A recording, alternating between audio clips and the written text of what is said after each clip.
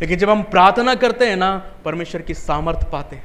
जब हम प्रार्थना करते हैं ना, प्रभु का बल पाते हैं। जब हम प्रार्थना करते हैं, प्रभु की शक्ति पाते हैं। जब हम प्रार्थना करते हैं, हमारे अंदर डर नहीं रहता, हमारे अंदर भय नहीं होता, क्योंकि हमें विश्वास रहता है कि मेरा परमेश्वर मेरे साथ।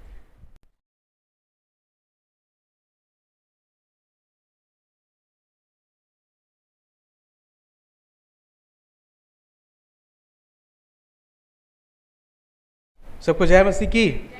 चलो, प्रभु का धन्यवाद हो समय के लिए जो प्रभु ने हमें दिया कि हम अपना ध्यान उसके वचनों की ओर लगा सके। आज प्रभु की मेज भी है, इसलिए हम लोग जल्द से जल्द परमेश्वर के वचनों को सुनकर अपने आप को प्रभु की मेज की ओर लेकर जाएंगे। और हम लोग थोड़ा आगे बढ़ेंगे शमूएल की पहली पुस्तक में, और एक महत्वपूर्ण घटना जो शमूएल की पहली पुस्तक में पाई जाती है। 2 चैप्टर 2 अध्याय को मैं स्किप कर रहा हूँ, क्योंकि उसमें एक अध्याय है जो हमको बताता है कि किस तरह से शाऊल फिर से दाऊद के हाथ में पड़ जाता है और दाऊद किस तरह से उसके प्राण को बख्श देता है। उसके पाते हैं कि वहाँ पर दाऊद राजा शाऊल से अपने प्राण को बचाने के लिए अपने शत्रुओं के देश में शरण लेता है, और लगभग 1 साल से ज़्यादा समय तक वो वहाँ पर अपना समय बिताता है राजा आकीश के अधीनता में, क्योंकि उसको पता था कि शाऊल का हृदय कठोर है और वो कभी भी मुझे मारने के लिए फिर से आ सकता है। इसलिए उसने सोचा कि अब इज़राइल का कोई भी देश मेरे लिए सुरक्षित नहीं है, और वो अपने प्राण को बचाने के लिए अपने शत्रु के देश में अर्थात पलिश्तियों के देश में शरण लेने के लिए चला जाता है और राजा आकीश के साथ वहाँ पर रहने लगता है, जो 27 अध्याय में हमको देखने को मिलता है। उसके बाद आता है 28वां अध्याय, और ये अध्याय बहुत ही महत्वपूर्ण है शाऊल के जीवन के लिए, क्योंकि ये एक ऐसा अध्याय है जो बहुत ही विचित्र है। पर जब आप लोग इसको पढ़ोगे ना, तो आपको इस अध्याय को पढ़ते समय कुछ ऐसी घटनाएं देखने को मिलेगी जो असंभव सी प्रतीत होती है ना। किसी मुर्दे से बात करना, ये इस घटना में पढ़ा है आपने 28 अध्याय? नहीं पढ़ा है तो आप लोग पढ़ लीजिएगा। राजा शाऊल जो है, एक समय आता है जब परमेश्वर उसको छोड़ देता है। समय ऐसा आ गया उसकी ज़िंदगी में कि परमेश्वर से उसको कोई मार्गदर्शन नहीं, कोई सहायता नहीं, कोई मदद नहीं, और उसके बाद वो उन लोगों के पास जाता है जो भूत सिद्धि करने वाले होते हैं, जो आत्माओं से बातें करते हैं, ठीक है। और वो जाता है भूत सिद्धि करने वाली स्त्री के पास और उससे कहता है, भेष बदल कर जाता है। आप इस 28 अध्याय में पढ़ सकते हैं। राजा के भेष में नहीं जाता है, क्योंकि उसने पहले ही भूत सिद्धि करने वाले, जादू टोना करने वालों को अपने शासन के समय सबको बाहर करवा दिया था, ठीक है। और अपने ही शासन काल में उसने मृत्युदंड का आदेश उनको दिया था कि अगर कोई ऐसा करता है उसके शासन में तो उसको मृत्युदंड दिया जाए। और उसको मालूम था कि अब इज़राइल में कोई नहीं है जो भूत सिद्धि करने वाला है, जादू टोना करने वाला हो, जिसके पास मैं जाकर पूछ सकूं कि मुझे क्या करना है, क्योंकि पलिश्ती इज़राइल के विरुद्ध डेरा डाल चुके थे। उनसे युद्ध करने के लिए दाऊद पलिश्ती की सेना के साथ था, और इस समय शाऊल बहुत डरा हुआ था, बहुत भयभीत था, बहुत व्याकुल था। उसका समझ में नहीं आ रहा था, उसको समझ में नहीं आ रहा था कि मैं क्या करूं। कोई दिशा उसको नहीं मिली, कोई मार्गदर्शन उसको नहीं मिला, कोई रास्ता उसको नहीं मिला। और आखिर में वो जाता है एक भूत सिद्धि करने वाली के पास अपना वेश बदल कर, क्योंकि अगर वो राजा बन के जाता तो शायद वो भूत सिद्धि करने वाली उसकी बात नहीं मानती और वो डर जाती और शायद वहाँ से भाग भी जाती। इसलिए वो अपना वेश बदल कर वहाँ पर जाता है ताकि वो भूत सिद्धि करने वाली उसको ना पहचाने, और अपना वेश बदल कर वहाँ पर जाता और उससे कहता है कि मेरे लिए शमूएल को बुलवा ला। और वो भूत सिद्धि करने वाली, अब देखिए ये जो भाग है आपको कई बातें सोचने के लिए मजबूर करेगा और कई सवाल आपके मन में खड़ा करेगा कि क्या मरे हुओं की आत्माओं से बात हो सकती है क्या? आपको क्या लगता है इसके संबंध में? क्या हम मरे हुए लोगों से बातचीत कर सकते हैं जो मर चुके? किसी को दिखाई देते हैं मरे हुए लोग जो मर गया? चलो हमारा कोई प्रिय था, बहुत उनका हम उसको चाहते थे, वो चला गया, फिर कभी कभी हमको उसकी परछाई दिखाई देती, कभी कभी उसके जैसा कोई हमको दिखता है। ऐसा होता है क्या? भूत प्रेत पर आप लोग विश्वास करते हैं? भूत प्रेत है कि नहीं है? है। मरे हुओं की आत्माएं हैं क्या? मरे हुओं की आत्माएं बाइबल के अनुसार मरे हुओं की आत्माओं से हम बातचीत कर सकते हैं क्या? नहीं कर सकते। बाइबल हमको इस बात को सिखाती है। अगर सबोपदेशक पढ़ोगे, नए नियम पढ़ोगे, हम इस बात को अच्छी तरह से जानते हैं। एक बार अगर कोई मर जाता है तो प्रभु में हमेशा के लिए सो जाता है, ठीक है। अब मरे हुओं की आत्माओं से बातचीत करने, और जो लोग ऐसा करते हैं, मतलब ऐसा बताते हैं कि हम तुम्हारे लिए मरे हुओं की आत्माओं से ना बातचीत करवाएंगे, तो वो उन मरे हुओं की आत्माएं नहीं होती। वो आत्माएं अंधकार की शक्तियां होती है जो अपने किसी प्रियजन का, जिसको हम चाहते, जिसको हम पसंद करते, उसका वेश बदल कर हमको बहलाने, हमें भरमाने का काम करती है। वही है। लेकिन यहाँ पर जो घटना हमको देखने को मिलती है, एक बहुत असाधारण घटना है, बहुत असाधारण, क्योंकि यहाँ पर वास्तविक रीति से सच में शमूएल की आत्मा आती है। सिर्फ एकमात्र ऐसी घटना है बाइबल में, इसके अलावा कहीं ये चीज़ आपको देखने को नहीं मिलेगी। और ऐसा इसलिए हुआ क्योंकि परमेश्वर शमूएल के द्वारा शाऊल को अपना आखिरी निर्देश देने जा रहा था। आखिरी निर्देश तो राजा शाऊल के लिए बहुत ज़रूरी था, और वो निर्देश शमूएल के द्वारा, उसकी आत्मा के द्वारा। जब बुद्ध सिद्धि करने वाली ने उसको बुलाया तो बुद्ध सिद्धि करने वाली को भी यकीन नहीं था कि शमूएल वास्तव में आ जाएगा। इसलिए जब आप इस घटना को पढ़ोगे ना, तो जैसे ही वो बुद्ध सिद्धि करने वाली शमूएल को देखती है ना, उसकी आत्मा को देखती है, वो डर जाती है, क्योंकि उसको नहीं मालूम था कि वास्तव में शमूएल की आत्मा आ जाएगी।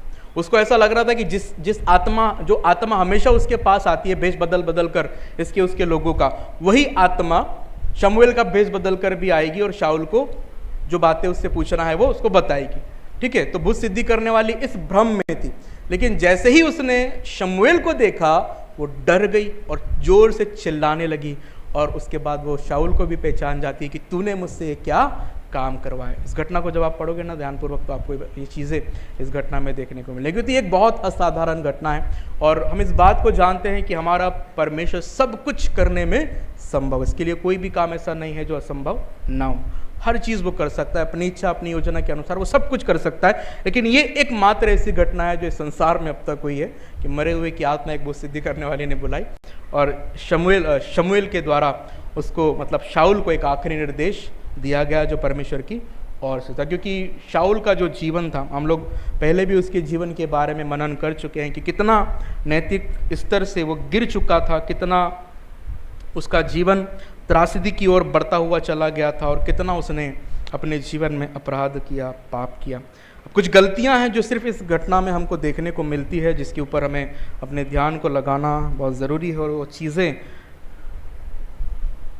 हमें सिखाती है कि हम प्रभु में कैसे अपने जीवन को आगे बढ़ाएं, और किस तरह से हम अपने जीवन में गलतियों को करने से बचे जो शायद हम लोग अपने जीवन में करते हुए आए। यहाँ पर एक चीज़ जो आप इस घटना में देखोगे, देखिए 5वां और 6वां वचन अपनी बाइबल में निकालिए। शमूएल की पहली पुस्तक अध्याय 28, 4 वचन से मैं पढ़ता हूँ आप लोगों के लिए, आप लोग देखिएगा वचन में।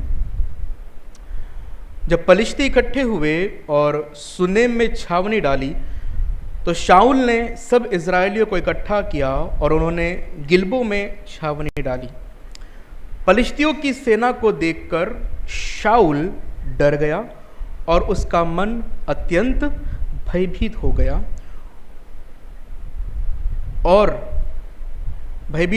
उसका मन अत्यंत भयभीत हो काँप उठा। जब शाऊल ने यहोवा से पूछा, तब यहोवा ने न तो स्वप्न के द्वारा उसे उत्तर दिया, और न उरीम के द्वारा, और न भविष्यद्वक्ताओं के द्वारा।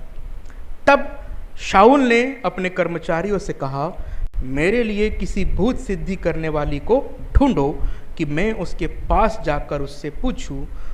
उसके कर्मचारियों ने उससे कहा, इंदौर में एक भूत सिद्धि करने वाली रहती है। कहाँ पर रहती है? इंदौर में। अब यहाँ पर एक चीज़ है जो वचन हमको सिखाना चाहता है, और जब कल मैं इस भाग का अध्ययन कर रहा था तो सच में एक बहुत ही ऐसी चीज़ जो हम लोग शायद अपने जीवन में बहुत हल्के में लेते हैं। यहाँ पर पता है शाऊल के साथ क्या हुआ? शाऊल ने गलतियों पर गलती की। ऐसा नहीं है कि उसके पास पश्चाताप का, अपने मन को फिराने का, अपनी बुराइयों से छूटने का अवसर नहीं था। उसके पास पूरा अवसर था, पूरा समय था उसके पास, लेकिन परमेश्वर के प्रति अनाज्ञाकारिता में, परमेश्वर से विद्रोह करने में, पाप और बुराई करने में वो हर समय एक कदम आगे बढ़ता चला जाता है, हर समय। आप सोचिए, अगर जितना समय उसने दाऊद का पीछा करते हुए उसको मारने के लिए खर्च किया, अगर वो उतना ही समय अपने पापों से पश्चाताप करने के लिए खर्च करता तो शायद उसके ऊपर परमेश्वर दया करता, शायद उसके ऊपर दया करता। और जिस प्रकार से उसका अंत होने वाला था शायद वैसा नहीं होता। राजा अहाब के साथ भी ऐसा ही हुआ था। जब उसने पश्चाताप किया तो परमेश्वर ने अपनी इच्छा को उसके लिए बदल दिया। राजाओं की पुस्तक में हम लोग उसे देखेंगे। लेकिन परमेश्वर ने उसके जो दंड उसको देना चाहता था, परमेश्वर ने उसको बदल दिया। लेकिन परमेश्वर ने उससे कहा कि तेरी मृत्यु के बाद जो कुछ मैंने तुझसे कहा है वो तुझ पर और तेरे परिवार पर घटेगा। तू अपने जीते जी नहीं देख पाएगा, क्योंकि तूने पश्चाताप किया, तूने मन बदला। तेरे जीते जी वो चीज़ें नहीं होगी जो मैंने तुझसे कही, लेकिन तेरे मरने के पश्चात वो सब कुछ तेरे परिवार पर घटेगा जो मैंने तुझसे कहा है। और अहाब के जीवन में वैसे ही होता है। उसकी मृत्यु के पश्चात उसके लहू को कुत्ते चाटते हैं, जैसा एलिय्याह नबी के द्वारा उसके विषय में कहा गया था।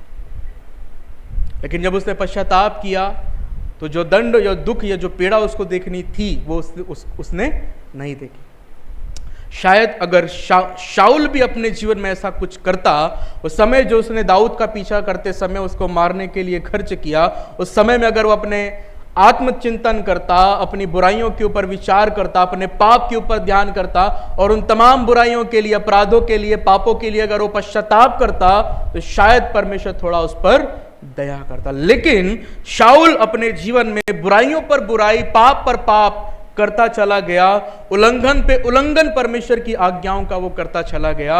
और एक समय ऐसा आ गया कि परमेश्वर ने पूरी तरह से उसका साथ छोड़ दिया। अब आप सोचिए, जब पलिश्ती उसके विरुद्ध युद्ध करने के लिए उठे तो वचन में लिखा हुआ है कि वो डर गया, भयभीत हो गया, उसका मन कांप उठा। क्यों? क्योंकि अब उसको दिशा देने वाला, उसको मार्गदर्शन देने वाला कोई भी नहीं था। ना कोई भविष्यद्वक्ता था, ना सपनों के द्वारा उसको दिशा मिल रही थी और ना ही उरीम के द्वारा उसको दिशा मिल रही थी। उसको समझ में नहीं आ रहा था कि मैं अब क्या करूं।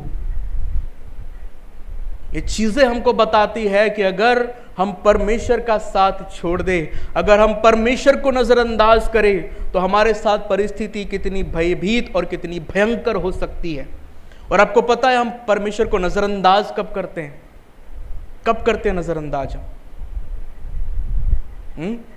जब हम प्रार्थना नहीं करते। जब हम प्रार्थना नहीं करते हैं तो इसका मतलब यह है कि हम परमेश्वर को नजरअंदाज करते हैं। जब हम प्रार्थना नहीं करते, बहुत सी चीजें होती है हमारे जीवन में, बहुत सी चीजें घटित होती है जो हमको दिखाई नहीं देती, लेकिन ऐसे क्षेत्र में जो हमें दिखाई नहीं देता, उस अनदेखे क्षेत्र में बहुत सी चीजें हमारे साथ घटती है जो हमको दिखाई नहीं देती, लेकिन हम उसको महसूस कर सकते हैं अपने जीवन में जब हम प्रार्थना नहीं करते। और यहां पर शाऊल के साथ भी यही हुआ। बुराई पर बुराई करता चला गया, पाप पर पाप करता चला गया और परमेश्वर ने उसको पूरी तरह से छोड़ दिया।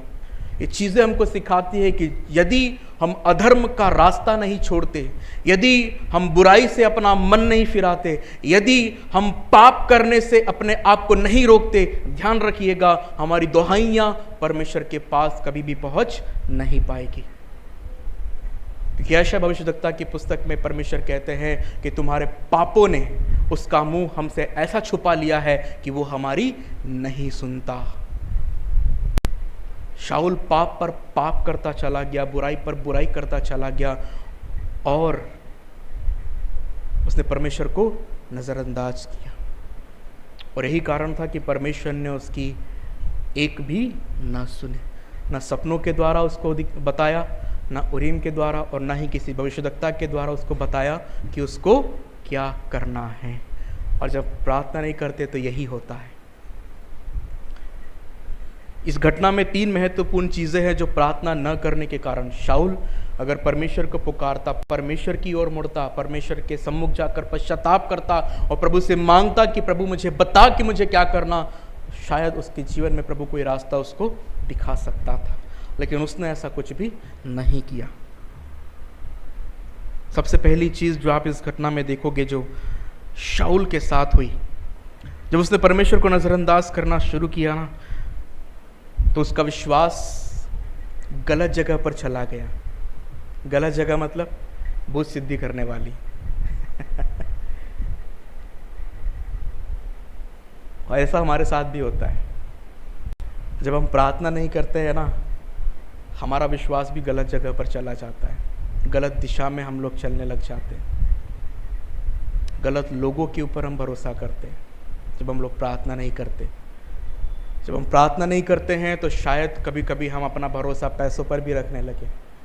जब हम प्रार्थना नहीं करते हैं तो हो सकता है शायद हम अपना भरोसा अपनी नौकरी पर भी रखने लगे। जब हम प्रार्थना नहीं करते हैं तो शायद हम अपना भरोसा ऐसे लोगों के ऊपर रख सकते हैं जो हमारे लिए बहुत विश्वास योग्य है, जो हमारे प्रति बहुत वफादार है, और हमको ऐसा लगता है कि ये कभी भी हमारा साथ नहीं छोड़ेंगे और जीवन की हर परिस्थिति में हमारा साथ देंगे। और ये सच्चाई है कि जीवन में सब कुछ अगर अच्छा चलता है ना, तो हम उस हृदय के साथ परमेश्वर के सम्मुख प्रार्थना करने के लिए नहीं जाते जिस हृदय के साथ हमको जाना चाहिए। यदि हमारे जीवन में कोई विपत्ति नहीं आती, कोई संकट नहीं आता, यदि हमारे जीवन में कोई तकलीफ नहीं आती है ना, तो हमारी प्रार्थनाएं सिर्फ एक फॉर्मेलिटी वाली प्रार्थनाएं होती है। कई बार कि बस करना है, नियम है सुबह शाम दोपहर प्रार्थना करने का, तो कर लो, 10 मिनट 15 मिनट बैठना है, समय है, मम्मी पापा ने सिखाया है, या डर रहता है नहीं करूँगा तो, लेकिन प्रेम से नहीं करते। डर से प्रार्थना करने में और प्रेम से प्रार्थना करने में बहुत फर्क है। मैंने एक बार आपसे कहा था, एक प्रेमी जोड़ा जिनका विवाह नहीं हुआ, कितनी देर बातें करते हैं फोन पर। इस समय है कितना घंटों, समय का पता ही नहीं चलता, कब सुबह से शाम हो जाती है और शाम से रात हो जाती है और फिर रात से सुबह हो जाती है, पता ही नहीं चलता। क्यों? क्योंकि प्रेम है। और प्रेम में समय पता ही नहीं चलता। सच बात है, सच है कि प्रेम में समय पता नहीं चलता। कि आप अपने प्रेमी से बातें करते करते आपको 12 के 4 बज गए, आपको मालूम नहीं पड़ेगा रात के। आप घड़ी देखोगे, अरे 4 बज गए, और फिर भी आपको बातें कम लगेगी, अरे बहुत और भी बात करना था, पर अब नींद आ रही, चलो सोते हैं। यदि आप प्रार्थना करते समय या प्रार्थना करने के बाद बार बार घड़ी देखते हो ना, इसका मतलब है कि आप प्रेम से प्रार्थना नहीं कर रहे हो। क्योंकि जब आप प्रार्थना करोगे ना, आप घड़ी कभी नहीं देखोगे कितना समय हो गया, मैं कितनी देर प्रार्थना किया। ये होता है जब हम परमेश्वर के प्रति प्रेम में होकर उसके साथ समय बिताते हैं ना, हमको समय का जरा भी पता नहीं चलेगा। लेकिन जहाँ पर सिर्फ औपचारिकता होती है, वहाँ पर हर 10-5 मिनट के बाद अरे टाइम हो गया। और जब ये चीज़ें हमारे जीवन में होती है ना, हम लोग इस बात को समझे अपने जीवन में कि हम अपने भरोसे को, जब प्रार्थनाएं हमारे जीवन में कम हो जाती है, जब परमेश्वर के साथ समय बिताना हम लोग कम कर देते हैं ना, हम ऐसी चीज़ों के ऊपर विश्वास करने लगते हैं, ऐसी बातों के ऊपर विश्वास करने लगते हैं जो हमें परमेश्वर के प्रति विश्वास से क्या ले जाती है, दूर लेकर चली जाती है। वो हमें परमेश्वर के प्रति विश्वास में कमज़ोर कर देती है। और हमारा भरोसा फिर परमेश्वर पर न होकर दुनिया के लोगों पर, दुनिया की वस्तुओं के ऊपर रहता है, और हम ऐसा सोचते हैं कि यही हमारी मदद कर सकते, यही हमारी मदद कर सकते और कोई नहीं। चाहे पैसा हो जाए, चाहे दोस्त हो जाए, चाहे नौकरी हो जाए, हमको ऐसा लगता है कि यही हमें बचा सकते हैं और यही हमारे लिए सब कुछ है। लेकिन जब आप प्रार्थना में परमेश्वर के साथ जुड़े हुए होते हो ना, और जब प्रार्थना में परमेश्वर के प्रति प्रेम में एक रहते हो, आप महसूस करोगे कि दुनिया की दौलत एक तरफ और परमेश्वर एक तरफ। आपको दुनिया की दौलत, शोहरत और दुनिया के लोग, दुनिया की चीजें परमेश्वर के सामने कुछ भी नहीं लगेगी, कुछ भी नहीं। ये वास्तविकता है। जब शाऊल ने प्रार्थना करना बंद कर दिया, बुराई से अपना नाता नहीं तोड़ा, तो उसकी दिशा बदल गई। वो परमेश्वर की बजाय किसकी तरफ जाने लगा? भूत सिद्धि करने वालों की तरफ। और यही चीज़ हमारे साथ भी होती है। अगर हम प्रार्थना में प्रभु से जुड़े न रहें, हमारी दिशा गलत हो सकती है, हम रास्ता भटक सकते हैं, क्योंकि प्रार्थना वो जरिया है जिसके द्वारा हम परमेश्वर का मार्गदर्शन पाते हैं। आप नए नियम में पढ़िए, प्रेरितों के काम की पुस्तक में परमेश्वर की आत्मा ने किस तरह से प्रभु के लोगों की अगुवाई करी कि उन्हें कहाँ सेवा करना है, कहाँ नहीं करना है। परमेश्वर की आत्मा ने उनको बताया।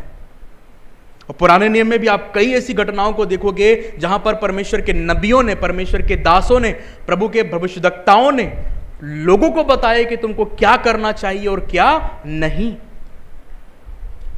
और ये सच्चाई है कि जब हम प्रार्थना करते हैं ना, तो प्रार्थना में ही हम परमेश्वर का सही मार्गदर्शन प्राप्त कर सकते हैं, जिस दिशा में हमको आगे बढ़ना चाहिए उसकी इच्छा के अनुसार। और यदि हम प्रार्थना नहीं करते हैं, तो हम ध्यान रखिएगा, हमारी भटकने की, हमारे खोने की पूरी संभावनाएं हैं, पूरी। हम गलत रास्ता अपना सकते हैं, हम गलत दिशा में आगे बढ़ सकते हैं, हम ऐसी जगह पर भी जा सकते हैं या इस और भी आगे बढ़ सकते हैं जहां से वापस लौटना हो सकता है कि बहुत मुश्किल हो या असंभव हो।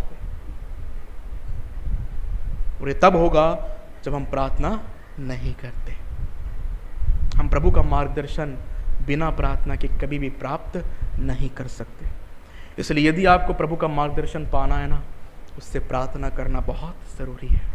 उससे कहे, चाहे आपके जॉब के लिए हो, आपकी शादी के लिए हो, आपके भविष्य के लिए हो, किसी भी बात के लिए क्यों ना हो, कोई भी मैटर क्यों ना हो, प्रभु से मांगिए। प्रभु आपको बताएगा आपको क्या करना है, और जो रास्ता वो आपको बताएगा ना, वो उसको अपने आप खोलता चला जाएगा। ये परमेश्वर करता है, और तभी करता है जब हम प्रार्थना करते हैं।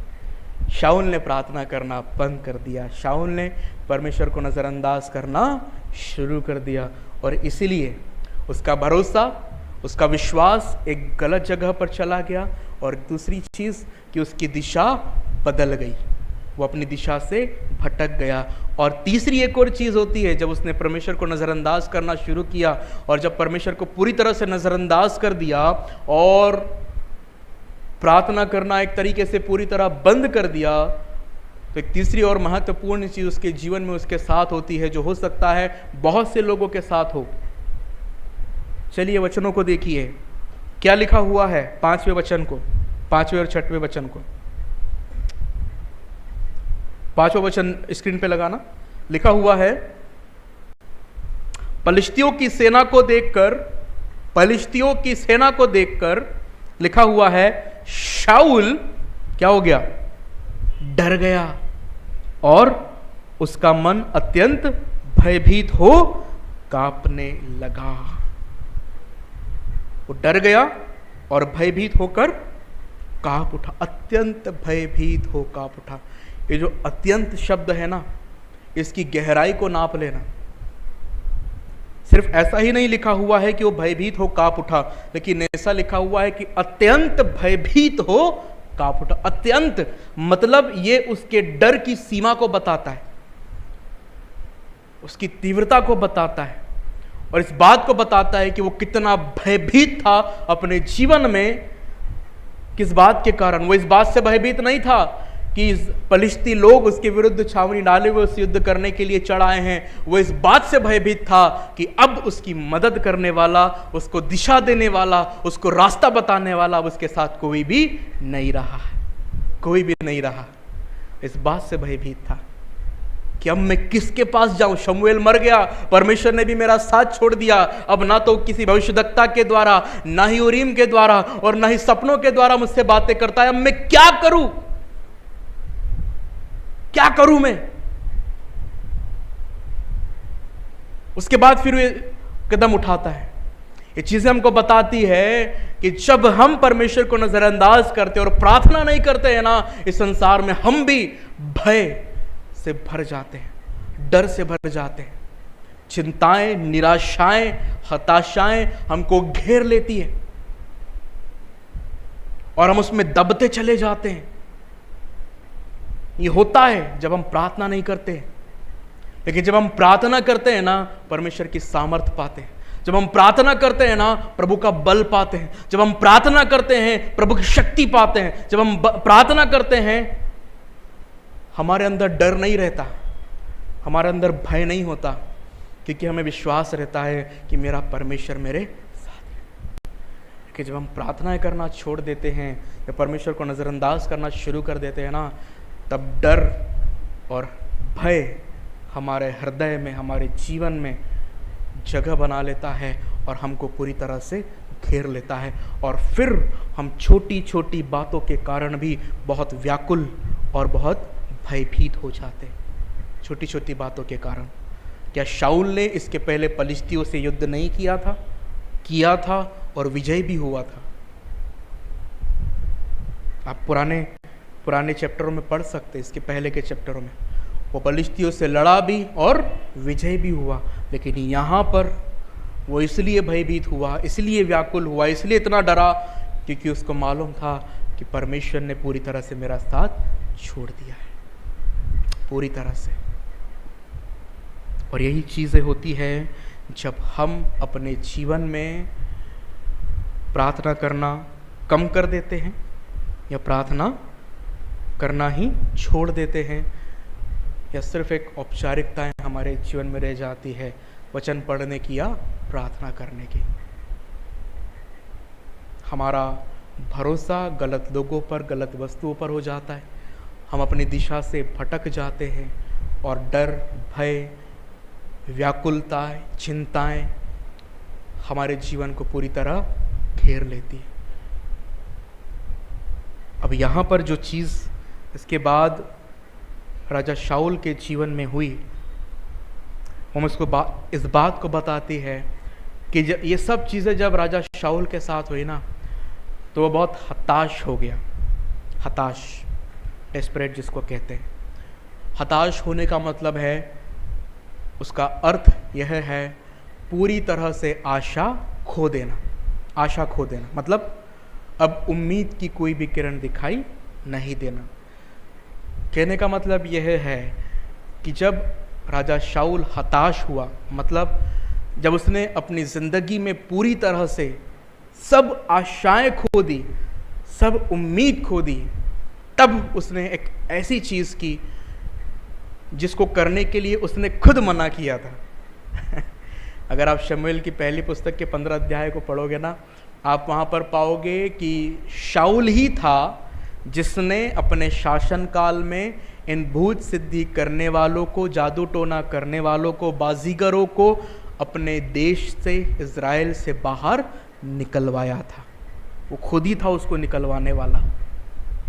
उसी ने आज्ञा दी थी कि इन सबको इस इज़राइल में से निकालो, क्योंकि ये जो काम करते हैं ये परमेश्वर की आज्ञा के विरुद्ध है। अब जब वो डेस्परेट हो गया, हताश हो गया, उम्मीद की कोई किरण उसको दिखाई नहीं दी ना, तब उसने भी वही चीज़ की जो करने के लिए उसने खुद मना किया था। परमेश्वर ने तो आज्ञा दी ही थी कि इसको नहीं करना है, लेकिन जब उसको कोई रास्ता नज़र नहीं आया ना, तो उसने वही चीज़ की जिसको करने के लिए उसने खुद मना किया था। पता है, कभी कभी हम जीवन में बहुत ज़्यादा डेस्परेट हो जाते हैं, हताश हो जाते हैं। हमको जब कोई रास्ता दिखाई नहीं देता है ना, हमारे साथ भी यही होता है। हम उन्हीं चीज़ों को करते हैं जिनको करने के लिए हमने खुद मना किया कभी, क्योंकि हमको ऐसा लगता है कि अब मेरे पास इसके अलावा कोई रास्ता ही नहीं है। हाँ, मैंने ही इस चीज़ को करने के लिए मना किया, लेकिन अब मैं क्या करूं, मेरे पास अब कोई रास्ता नहीं है, मुझे करना ही पड़ रहा है। शाऊल के साथ भी ऐसा ही था। शाऊल को कोई रास्ता दिखाई नहीं दिया, उम्मीद पूरी तरह से वो खो चुका था, आशा की कोई किरण नहीं थी उसके जीवन में। इतना हताश हो चुका था, इतना निराश हो चुका था अपने जीवन में कि अब उसको कोई भी रास्ता दिखाई नहीं दिया सिवाय इसके कि वो किसके पास चला जाए, बुद्ध सिद्धि करने वाले के पास। जब हम अपने जीवन में उम्मीद खो देते हैं, अपने जीवन में रास्ता खो देते हैं, तब हमको ऐसा लगता है कि अब सिर्फ एक ही तरीका है, पाप करने के द्वारा हम किसी तरह से अपने आप को बचा लें। ऐसा होता है, वो पाप ही हमें ऐसा लगता है कि अगर मैं ये पाप नहीं करूंगा तो मैं अपने आप को बचा नहीं सकूंगा। फिर वो पाप चाहे झूठ बोलने का हो, चाहे चोरी करने का हो, चाहे किसी की हत्या करने का हो। एक चोर भी जब किसी के घर में चोरी करने जाता है और जब वो ये देखता है कि अब वो बच नहीं सकता, तो उसको लगता तो है कि मैं जो कर रहा हूँ गलत हूँ, लेकिन उसको यही, वो अपने आप को बचाने के लिए उसको मार ही देगा, मार देगा। क्यों? क्योंकि उसको ऐसा लगता है कि अब मेरे पास कोई रास्ता नहीं बचा कि मैं अपने आप को बचा सकूं। और अगर उसे अपने आप को बचाना है तो उसको उस व्यक्ति को मारना पड़ेगा जिसने उसे चोरी करते हुए देख लिया, नहीं तो वो मेरे लिए क्या बन जाएगा, मुसीबत बन जाएगा। ऐसा हमारे साथ भी होता है, हम अपने आप को बचाने के लिए गलत रास्ता अपनाते हैं, क्योंकि हमें ऐसा लगता है कि बस अब मेरे पास वही आखिरी रास्ता है और अगर मैं ये नहीं करूँगा तो मैं अपने आप को बचा नहीं सकूँगा। ये शाऊल ने सोचा और इसलिए वो किसके पास गया? बुद्ध सिद्धि करने वाले के पास। जब हम तकलीफ़ों में होते हैं, जब हम किसी ऐसी परिस्थिति में होते हैं जिसमें से निकलना बहुत मुश्किल होता है ना, तब दो चीज़ें हमारे साथ होती है, दो ही चीज़ें होगी हमारे साथ। पहली चीज़ तो ये कि या तो उस परिस्थिति में हम परमेश्वर के बहुत करीब चले जाएंगे, और दूसरी चीज़ ये कि या तो हम परमेश्वर से बहुत दूर चले जाएंगे। ये दो ही सिचुएशन हो सकती है उस परिस्थिति में, क्योंकि यदि आप ऐसी किसी परिस्थिति में हो जिसमें से आपको ऐसा लग रहा है कि निकलना बहुत मुश्किल है, तो आप उस परेशानी से निकलने के लिए परमेश्वर से मार्गदर्शन मांगोगे और प्रभु से कहोगे कि प्रभु मुझे कोई रास्ता दिखा, और आप प्रभु से जुड़ जाओगे, प्रभु के पास जाओगे, प्रभु से मांगोगे, प्रभु से कहोगे कि प्रभु इस परिस्थिति में मुझे कोई रास्ता दिखाई नहीं दे रहा है, तो मुझे बता कि मुझे क्या करना है। हम प्रभु से और अधिक जुड़ जाएंगे, उसके और अधिक करीब चले जाएंगे, उन हालातों से निकलने के लिए, उन परिस्थितियों में से निकलने के लिए। और अगर ऐसा नहीं हमने किया तो सिर्फ हमें दूसरा रास्ता दिखाई देगा, और वो दूसरा रास्ता ऐसा है जो गलत है और हम जानते हैं कि वो गलत है, और जब हम वो करते हैं तो ध्यान रखिएगा कि हम उसको करने के द्वारा परमेश्वर से दूर चले जाते हैं, परमेश्वर से दूर हो जाते हैं। और ये दो ही चीजें होती हैं, जब हम डेस्परेट होते हैं अपने जीवन में, निराश होते, हताश होते हैं, या तो हम परमेश्वर के और अधिक करीब चले जाएंगे या उससे और अधिक दूर चले जाएंगे। ये दो ही सिचुएशन हो सकती है, इसके अलावा कोई तीसरा रास्ता नहीं है। हम बैलेंस नहीं कर सकते कि हम थोड़ा अच्छा भी कर ले, हम थोड़ा परमेश्वर के करीब भी चले जाएं और थोड़ा हम दुनिया का सहारा भी ले लें। नहीं, ये चीजें नहीं हो सकती। या तो आप प्रभु के करीब जाओगे या प्रभु से दूर जाओगे। ऐसी परिस्थितियों में शाऊल के साथ क्या हुआ? वो परमेश्वर से और दूर चला गया, और दूर, क्योंकि उसने ऐसा काम किया जो करना अनुचित था, गलत था, और यह बहुत भयंकर अपराध था परमेश्वर की दृष्टि में जो उसने किया।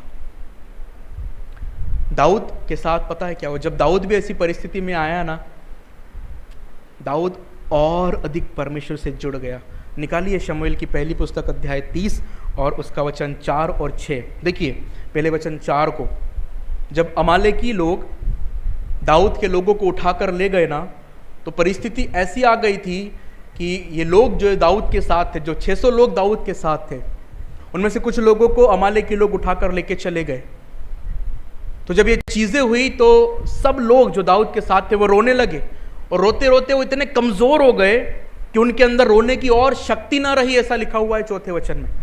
और परिस्थिति ऐसी आ गई थी कि ये लोग दाऊद को पत्थरवाह करने तक के लिए तैयार हो चुके थे, क्योंकि इनके लोगों को अमालेकी लोग उठाकर लेके चले गए थे अपने साथ में। और ये लोग दाऊद के ऊपर बहुत गुस्सा हुए, बहुत बौखला गए उसके ऊपर, और उसके बाद लिखा हुआ है कि इन लोगों ने पत्थर मारने के लिए अपने हाथों में उठाया ताकि दाऊद को मार ले। अब जब ये चीज दाऊद के जीवन में हुई ना, तो पता है दाऊद ने क्या किया। दाऊद के जीवन में भी ऐसी सिचुएशन उसके साथ आई जब उसको ऐसा लगा कि मेरे पास अब कोई रास्ता नहीं, अब मैं क्या करूं, मुझे समझ में नहीं आ रहा। तब दाऊद ने पता है क्या किया। वचन में लिखा हुआ है, छठवें वचन में, उसके अंतिम भाग में लिखा हुआ है, परंतु दाऊद ने अपने परमेश्वर यहोवा को स्मरण करके क्या किया, हियाव बांधा। हालेलुया, ये दाऊद ने किया। जब लोग उसके ऊपर पत्थरवाह करने की चर्चा कर रहे थे, जब लोग विचार कर रहे थे कि दाऊद के साथ आने के कारण हमारे साथ ऐसा हुआ कि हमारे लोगों को अमालेकी लोग उठा कर लेके चले गए, तब वो लोग दाऊद के ऊपर पत्थर करने की चर्चा करने लगे। और जब ये बातें दाऊद के कानों तक पड़ी होगी, जब दाऊद ने ये सब बातें सुनी होगी कि लोग उसके साथ क्या करने की योजनाएं बना रहे हैं, तो उसने कोई गलत रास्ता नहीं अपनाया। लिखा हुआ है कि वो किसके पास चला गया, परमेश्वर के पास। दाऊद ने अपने परमेश्वर को स्मरण करके क्या किया, हियाव बांधा, अपने आप को दृढ़ किया उसने। इस परिस्थिति में जब लोग उसके विरुद्ध हो गए, जब उसको कोई रास्ता दिखाई नहीं दिया, जब वो भी अपने जीवन में निराशाजनक स्थिति में पहुंच गया, तब उसने परमेश्वर को खोजा और परमेश्वर में हियाव बांधा। क्या ये हमारे साथ हो सकता है? दो ही चीजें होगी निराशाओं में और हताशाओं में, या हम प्रभु के करीब चले जाएंगे या हम प्रभु से और दूर चले जाएंगे। भजन संहिता 143 1 से 8 आप पढ़ लेना, दाऊद की प्रार्थना है और बहुत सुंदर प्रार्थना है। भजन 143 1 से 8 मैं पढ़वाऊंगा नहीं, समय ज़्यादा हो जाएगा, लेकिन आप लोग उसे घर जाकर पढ़िएगा कि किस तरह से दाऊद ने प्रार्थना में परमेश्वर के साथ, परमेश्वर के सम्मुख अपने आप को ले जाकर उसमें विश्वास रख के हियाव बांधा, हियाव। और ये चीज़ें दाऊद ने की, लेकिन शाऊल ने बिल्कुल इसके विपरीत किया, बिल्कुल विपरीत। और आखिरी चीज़ शाऊल ने यहाँ पर की 28 अध्याय में, जो उसकी मृत्यु का कारण बना। परमेश्वर ने तो उसे त्याग ही दिया था, लेकिन जब उसने वो काम किया जो परमेश्वर की दृष्टि में करना अनुचित था, तब उसके जीवन में परमेश्वर का न्याय प्रकट हुआ और शमूएल ने उन बातों को फिर से उसके लिए दोहराया जो उससे पहले भी 2 बार कही जा चुकी थी। पहले भी क्या लिखा हुआ है, तब शाऊल ने अपने कर्मचारियों से कहा, 7 वचन, मेरे लिए किसी भूत सिद्धि करने वाली को ढूंढो कि मैं उसके पास जाकर उससे पूछूं। उसके कर्मचारियों ने उससे कहा, इंदौर में एक भूत सिद्धि करने वाली रहती है। तब उसके आगे लिखा हुआ है कि शाऊल उसके पास जाता है अपना फेस बदल कर और उस भूत सिद्धि करने वाली से कहता है कि तू मेरे लिए शमूएल को बुला ला। 12वां वचन देखो, लिखा हुआ है, जब शाऊल के कहने पर उस भूत सिद्धि करने वाली ने शमूएल को बुलाया तो शमूएल वहाँ पर आ गया, और जैसे ही उस स्त्री ने शमूएल को देखा तो ऊंचे शब्दों से चिल्लाई और शाऊल से कहा कि तूने मुझे धोखा दिया है। और जब शमूएल वहाँ पर प्रकट हुआ तो वहाँ पर शमूएल ने उससे क्या कहा कि जब यहोवा तुझे छोड़कर तेरा शत्रु बन गया है, तब तू मुझे क्यों पूछता है? यहोवा ने तो जैसा मुझसे कहलवाया था वैसा ही उसने व्यवहार किया है, अर्थात उसने तेरे हाथ से राज्य छीन कर तेरे पड़ोसी दाऊद को दे दिया। तूने जो यहोवा की बात न मानी और न अमालेकियों को उसके भटके हुए कोप के अनुसार दंड दिया था, इस कारण यहोवा ने तुझसे आज ऐसा बर्ताव किया। फिर यहोवा तुझ समेत इजराइलियों को पलिश्तियों के हाथ में कर देगा, और तू अपने बेटों समेत कल मेरे साथ होगा, और इजरायली सेना को भी यहोवा पलिश्ती के हाथ में कर देगा। और जब ये बातें शाऊल ने सुनी ना, वो निर्बल सा हो गया, कमज़ोर सा हो गया, उसमें कुछ भी हिम्मत नहीं रही, और वो पड़ा रहा उस जगह पर। इस घटना में आप आगे पढ़ सकते हो। उस भूत सिद्धि करने वाले ने उसको मजबूर किया कि कुछ खा ले, उसके लोगों ने उसको मजबूर किया कि भाई तो कुछ खा ले, तब उसने कुछ खाया और उसमें बल आया और फिर वहाँ से उठकर गया। ये शमूएल ने जो उससे कहा था वो उसने उसके शरीर से उसके सारे बल को निकाल दिया और वो कमज़ोर सा हो गया, उसका सारा बल चला गया। इस भूत सिद्धि करने वाली के विषय में या जादू टोना करने वाले बाजीगरों के संबंध में प्रभु के वचन में लिखा हुआ है, व्यवस्था विवरण की पुस्तक और उसके 18 अध्याय और उसके 9 से 12 वचन तक अगर आप पढ़ते हो, और उसके बाद व्यवस्था 19, 31 और 20 अध्याय का 6 वचन, इन सभी वचनों में आप देखोगे कि परमेश्वर ने आज्ञा दी है कि भूत सिद्धि करने वालों को, जादू टोनों को, बाजीगरों को इज़राइल में से पूरी तरह से नष्ट करना है, पूरी तरह से नष्ट करना। क्योंकि पता है ये लोग क्या है, ये लोग अंधकार की शक्तियाँ, मतलब शैतान की शक्तियों का या शैतान की उस दुष्ट आत्माओं का इस्तेमाल करके लोगों को भरमाने का काम करते हैं, लोगों को भरमाने का काम करते हैं। और ऐसे लोग नाश होते हैं अपने कामों के द्वारा। इज़राइल में तो परमेश्वर ने ऐसे लोगों को नाश करने की आज्ञा दी थी, लेकिन मैं आपको सच कहता हूँ आज भी ये चीज़ें होती है।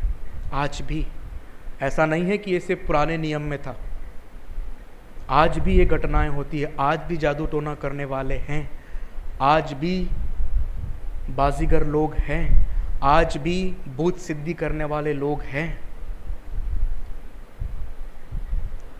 और वो करते हैं, लेकिन किसकी सहायता से? शैतान और उसकी आत्माओं की सहायता से। आपने कई बार देखा होगा पुनर्जन्म की घटना सुनी होगी ना उसको पुराना जीवन याद आ जाता है कि वो पिछले जन्म में क्या था। कोई पुनर्जन्म नहीं है, वह दुष्ट आत्मा से ग्रसित है दुष्ट आत्मा है, अंधकार की शक्तियां। और मैं सच कहता हूं, मैंने ऐसे परिवारों को, क्रिश्चियन फैमिलीज को, नॉन क्रिश्चियन की तो बात ही छोड़ दीजिए, वो लोग तो इसमें पूरी तरह से नाश हुए पड़े हुए, लेकिन नॉन क्रिश्चियन लोगों के छोड़ दे तो क्रिश्चियन लोगों की मैं बात करूँ ना, मैंने बहुत से मसीह लोगों को भी भूत सिद्धि करने वालों के पास जाते हुए देखा है।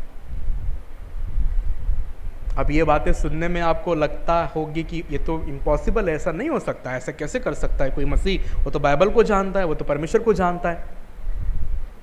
शाऊल भी तो परमेश्वर को जानता था कि नहीं? फिर भी तो गया ना भूत सिद्धि करने वाली के पास।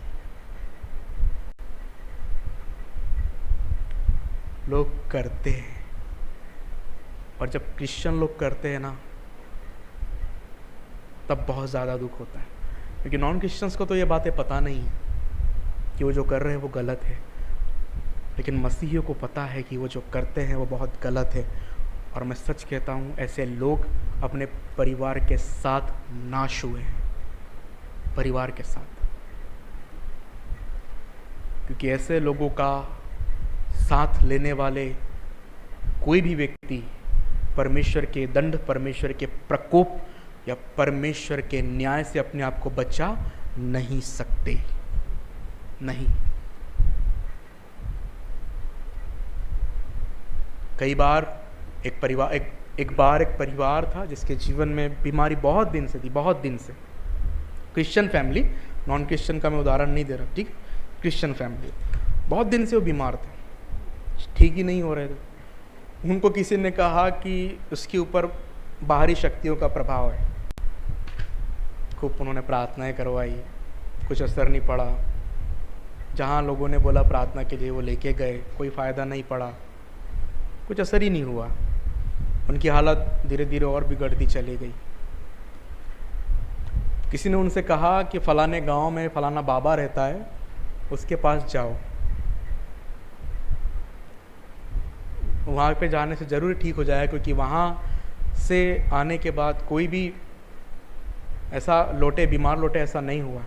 कुछ ना कुछ फ़ायदा वहाँ पर इनको ज़रूर मिल जाएगा जो बीमार है। उनकी बातों में आकर वो गए, जो बाबा ने कहा वो किया। आने के बाद पता है क्या बोलते हैं, अरे वो हमको बोला था उसने, हमको जाना पड़ा, क्या करें, हम मजबूर हो गए, हमारे पास कोई रास्ता नहीं है, इनकी हालत और ख़राब पे ख़राब होते चली जा रही है। हम वहाँ पे गए, उसने जो बोला हमने वो नहीं किया, हमने बस उसको पैसे दे दिए, नारियल और जो अगरबत्ती वगैरह चढ़ाने का जो भी चढ़ावा रहता है ना, वो हमने चढ़ाया नहीं है, हमने बस पैसे दे दिए, बाकी कुछ भी करे। तुमने पैसे तो उसी नाम से दिए, भले तुमने किया नहीं, लेकिन तुम्हारा वहां जाना ही तुम्हारे अपराध का कारण बना। गए क्यों? मैं सच कहता हूं, उनका पूरा परिवार आज बर्बाद है, कोई शांति नहीं। जिसके लिए गए थे वो भी नहीं रहा, लेकिन अब वो तो रहा ही नहीं, लेकिन उसके कारण जो श्राप परमेश्वर का उस घराने पे पड़ा, अब वो श्राप से अपने आप को बचा नहीं सकता। जानकर गलती करना दोगुने दंड के योग होता है। कोई अनजाना व्यक्ति करे ना तो परमेश्वर की दया एक घड़ी उसको मिल भी जाएगी, क्योंकि उसने अनजाने में किया। लेकिन जानबूझकर अगर हम लोग करते हैं ना, तो हम उस प्रभु यीशु मसीह को बार बार सूली पर चढ़ाते हैं। ये बात हम क्यों भूल जाते हैं? जानबूझकर करना हम ये क्यों भूल जाते हैं? चलो कोई हम नहीं करते, अगर हमको ऐसा भी लगता है ना कि कोई जादू टोना करने वाला हम पर प्रभाव कर रहा है, बाहरी शक्ति का प्रभाव है, किसी ने हम पर जादू टोना कर दिया है, किसी ने हमारे ऊपर मंत्र फूंक दिया है, अरे उसने हमारे बाल ले लिए, उसने हमारे कपड़े का छोर ले लिया, उसने हमारे साथ कुछ तो गलत किया जिससे उसने हम पर कुछ तो कर दिया है जिसके कारण हमारे परिवार में शांति नहीं है, फलाना व्यक्ति बीमार रहता है। अरे ये चीज़ें अन्य जाति के लोग करे तो चलो ठीक है, उनको समझ नहीं है, लेकिन मसीही लोगों में उनका विश्वास कहाँ जाता है? वो क्यों भूल जाते हैं कि याकूब वंशियों के ऊपर कोई मंत्र नहीं चलेगा? क्यों भूल जाते? क्या हम याकूब के वंशज नहीं है विश्वास के द्वारा? हम हैं। हमें घोषणा करना इस बात की अपने प्रतिदिन के जीवन में कि मैं याकूब का वंशज हूं, विश्वास के द्वारा मैं अब्राहम की संतान हूं, और मेरे ऊपर कोई भी मंत्र तंत्र नहीं चलेगा, कोई भी नहीं चलेगा। ये हमें घोषणा करना है अपने मुख से, और परमेश्वर के छुटकारे को मांगना है, क्योंकि हमारा परमेश्वर हमें सुरक्षा देने वाला परमेश्वर। और जब उसने वचन कहा कि याकूब पर कोई मंत्र ना चलेगा, तो हमारे ऊपर कैसे कोई तंत्र मंत्र जादू टोना चल सकता है? चल सकता है क्या? नहीं चल सकता ना। तो विश्वास करना है, हमारा खुदा उन जादू टोना करने वालों, उन तंत्र मंत्र करने वालों, उन भूत सिद्धि करने वालों से भी ज़्यादा बड़ा है, कहीं ज़्यादा बड़ा। उनका क्या हमको लगेगा? कुछ लगेगा? हमें विश्वास करना है कि मुझे कुछ नहीं होगा, मेरे परिवार पर कोई मंत्र नहीं चलेगा, यह हमें घोषणा करनी है। जो शाऊल ने किया, उसका अंत, उसका विनाश कैसा हुआ, उसे हम लोग आने वाले दिनों में देखेंगे। लेकिन ये चीज़ें हमको दिखाती है कि जब हम परमेश्वर से दूर चले जाते हैं ना, तो परिस्थितियाँ कितनी भयानक, कितनी भयंकर और कितनी पीड़ादायक हो जाती हैं, बहुत ज़्यादा। इसलिए जो गलतियाँ शाऊल ने की, हम उनसे बचे। पुराना नियम हमारे लिए शिक्षक है, ताकि हम उनसे सीखें कि जो गलत उन्होंने किया वो हम अपने जीवन में ना करें। परमेश्वर हमारी सहायता, हमारी मदद करे। एक चीज़ बताकर मैं समाप्त करूंगा। हम लोग शाऊल ने जैसा किया वैसा हम लोग करते हैं। कैसे करते हैं पता है? जब शाऊल को कोई रास्ता दिखाई नहीं दिया, तो किससे मदद मांगने के लिए गया? एक मरे हुए से गया ना मदद मांगने के लिए। ठीक है, हम लोग भी ऐसा करते हैं। ऐसा कब करते हैं आपको पता है? क्या हम ये विश्वास करते हैं कि जो मसीह यीशु में है वो जीवित है? ठीक है, हम ये विश्वास करते हैं कि जो मसीह में है वो नई सृष्टि है, मतलब वो आत्मिक रीति से जीवित व्यक्ति है। और जो मसीह में नहीं है वो कैसे है? मृतक है। जो मसीह में नहीं है वो क्या है? मृतक है। अब शाऊल जाता है भूत सिद्धि करने वाली के पास और उससे कहता है कि मेरे लिए शमूएल को बुलवा ला, मतलब मरे हुए को बुलवा ला, कि मैं उससे क्या मांगू? मदद मांगू, मार्गदर्शन मांगू, सहायता मांगू। जब हम अपने जीवन में, हम जो आत्मिक हैं, हम जो आत्मिक रीति से जीवित लोग हैं, यदि हम किसी ऐसे व्यक्ति के पास जाते हैं जो आत्मिक नहीं है, जो आत्मिक नहीं है, मतलब जो आत्मिक रीति से मरा हुआ है, जब हम उसके पास सलाह मांगने के लिए, सलाह लेने के लिए जाते हैं या मदद मांगने के लिए जाते हैं या उससे किसी भी प्रकार की सहायता मांगने के लिए जाते हैं, इसका मतलब है कि हम एक मृतक के पास सहायता प्राप्त करने के लिए जा रहे हैं। क्योंकि वो क्या है? आत्मा में मरा हुआ है, मृतक अवस्था में, वो आत्मिक रीति से मरा हुआ है। हम कैसे उसके पास जाके उससे मदद मांग सकते हैं और वो हमको क्या दिशा देगा? आप सोचिए। परमेश्वर के पास जाने के बजाय या परमेश्वर से दिशा मांगने के बजाय किसी ऐसे व्यक्ति के पास जाना जो आत्मिक रीति से मरा हुआ है, ऐसा करना यही बताता है कि हम वही गलती कर रहे हैं जो शाऊल ने की। हम भी वही करते हैं, मदद मांगने किसी मरे हुए को अपने लिए बुला लेना। आत्मिक रीति से मरा हुआ आत्मिक रीति से बढ़ने में हमारी कोई भी मदद कभी भी नहीं कर सकता। आत्मिक रीति से यदि हमें सलाह, परामर्श चाहिए, मदद चाहिए, सलाह चाहिए, सिर्फ और सिर्फ किसके पास चाहिए? परमेश्वर के पास, जो जीवित, सच्चा, सामर्थी, धर्मी और विश्वास योग्य है। परमेश्वर आप सबको आशीष दे। आइए आंखों को बंद करेंगे, दुआ करेंगे। हमारे जीवित, सामर्थ्य और भय योग्य परमेश्वर, हम आपका धन्यवाद करते हुए आपके पास, आपके चरणों में आते हैं। हम धन्यवाद देते हुए आपसे अनुग्रह मांगते हैं आज के वचन के लिए खुदावन, जो आपने अपनी आत्मा में होकर हमको दिया। ये शिक्षाएं जो आपने अपने वचनों के द्वारा हमें दी है प्रभु, हम आपका धन्यवाद करते हैं और दीनतापूर्वक हम आपसे यही प्रार्थना करते हैं खुदावंद कि जो शाऊल ने किया वो हम ना करें, जो गलतियां उसने की उसे हम दोहराने ना पाए पिता, लेकिन हम दाऊद की तरह आप में हियाव बांधते चले रहे। हम आप में आशा को ढूंढे, हम आप में उम्मीद को ढूंढे, हम आप में मदद ढूंढे, हम आपके करीब और करीब होते चले जाएं पिता। परिस्थितियां हमारे जीवन में जब विपरीत हो, जब हमें कोई रास्ता दिखाई ना देता हो पिता, तो हम आपके और भी अधिक करीब आ जाएं पिता। ये हम आपसे प्रार्थना करते हैं, दुआ करते हैं, सहायता मांगते हैं प्रभु जी। अपने वचनों में बढ़ने के लिए, प्रार्थना में बने रहने के लिए आप हमारी मदद कीजिए पिता, ताकि हम अपना भरोसा गलत स्थानों पर न लगाएं, हम इस संसार में गलत दिशा में खो ना जाएं, भय, चिंताएं, व्याकुलता, डर हमें घेर न ले प्रभु। इसलिए हम प्रार्थना करते हैं खुदावंद की ज़्यादा से ज़्यादा समय आपके प्रति प्रेम में होकर प्रार्थना करने के लिए आप हमारी सहायता मदद कीजिए, ताकि हम ज़्यादा से ज़्यादा समय प्रार्थना में बिता सकें। हताशाओं में, निराशाओं में हम आपको खोजने वाले हो सके। हम पिता परमेश्वर इस बात की घोषणा करने पाए कि याकूब के वंश के ऊपर कोई भी मंत्र नहीं चलेगा पिता।